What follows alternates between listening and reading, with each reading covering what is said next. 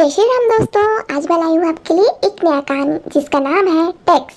रूमा गिलहरी फुदक फुदक कर अमरूद इकट्ठे कर रही थी, कभी इस डाल पर तो कभी उस डाल पर। बेचारी थक कर चूर हो गई थी। क्या बात है रूमा बहन, आज अचानक इतनी दौड़ धूप? दूसरे पेड़ पर बैठी मंजरी मैना ने पूछा। कल हम लोग पिकनिक मनाने जा रहे हैं, इसलिए इन अमरूदों को इकट्ठे कर रही हूँ।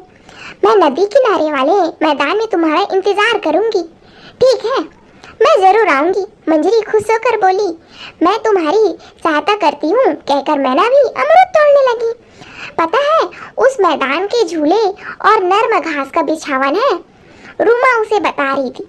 मंद मंद हवा बहती है, फिर हम लोग नाव में बैठकर नदी की सैर भी करेंगे। मंजरी उस तरफ कभी नहीं गई थी, इसलिए आश्चर्य से उसकी बात सुन रही थी। हाँ, अब काफी फल इकट्ठे हो गए हैं, चलो अब घर चलें, रूमा बोली।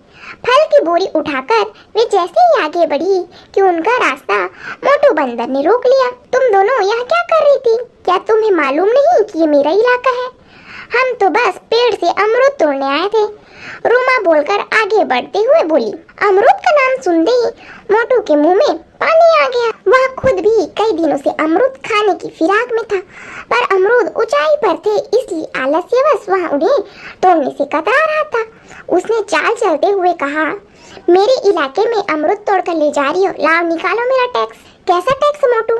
मंजरी उबल पड़ी। इलाका तुम्हारा शेर सिंह का है, उन्हें यहाँ पता चलेगा कि वहाँ तुम्हें जेल में डाल देंगे। पर मोटू बंदर न माना। चुपचाप निकालो मेरा टैक्स, वरना सारे फल छीन लूंगा।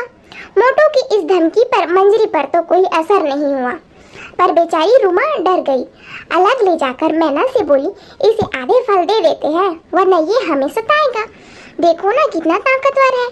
तुम भी हद करती हो रूमा, मैं इस मोटू को अभी मजा चखाती हूँ, तुम सब्र करो, मंजरी बोली और इधर उधर देखने लगी।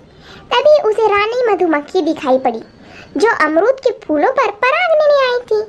मंजरी जाकर मोटू से बोली, हम तो आधे फल तुम्हें टैक्स में दे देंगे, पर उस मधुमक्खी को तो देखो, वह शायद ही तुम्हें टैक्स दे।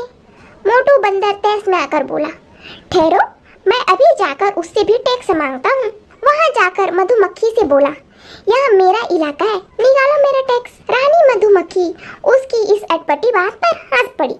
तुम अनाड़ी मालूम होते हो, वरना ऐसी बात नहीं करते। अब मेरा वक्त बर्बाद न करो, चुपचाप यहाँ से चलते बनो।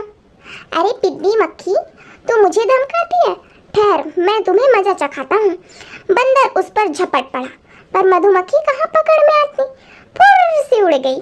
तब तक मधुमक्खियों की पूरी फौज वहां आ पहुंची, क्योंकि उन्हें रानी पर खतरे का इशारा देने की ही देर थी। पूरी फौज ने मोटू पर हमला कर दिया।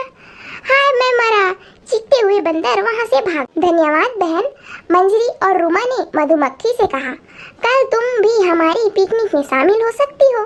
रानी मीठे स्वर में बोली, शामिल तो हो जाती, पर क्या करूं, यह मेरी पूरी फौज भी वहां आ पहुंचेगी, फिर तो तुम्हारी पिकनिक का कबाड़ा हो जाएगा, इसलिए मैं फिर कभी तुम्हारे साथ आऊंगी। इतना कहकर रानी मधुमक्खी वहां से उड़ चली।